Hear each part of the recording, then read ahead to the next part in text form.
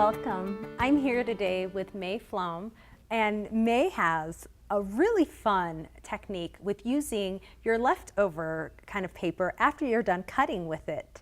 And May, so explain to me how you use ScanNCut for this technique.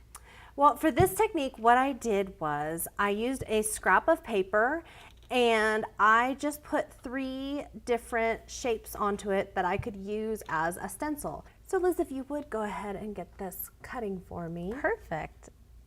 Let me press, cut, and start.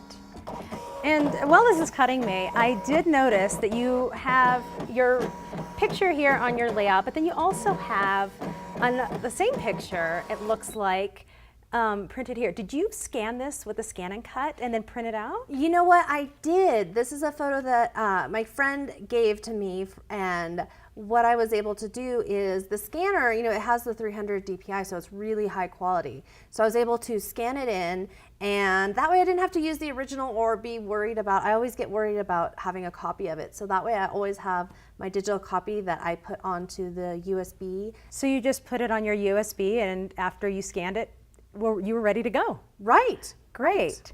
Well, let me take this out for you. And I'm a really big fan of working with scraps and not letting things go to waste.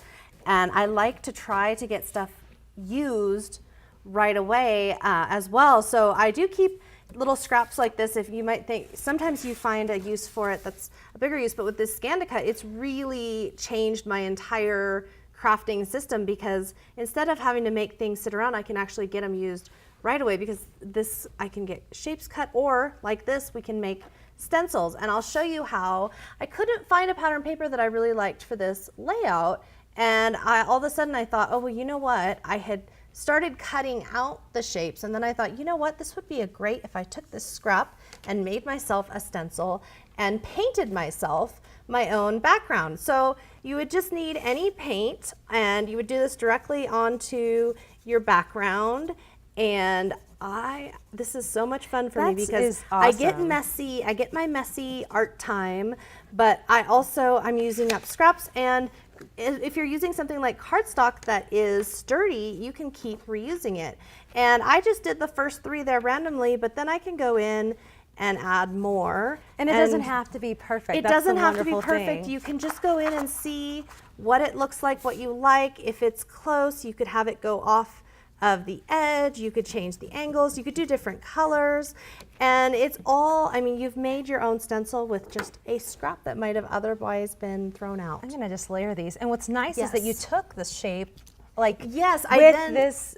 Oh, sorry. Oh, it's okay. Sorry. I think we're both just so We're excited. going to say the same thing. With this layout and not having to use soccer paper, you made it your own with this, just the shape of like the soccer ball shape. I did, and I took the shapes that were cut out, I painted them gold, and I put some foam adhesive on the back.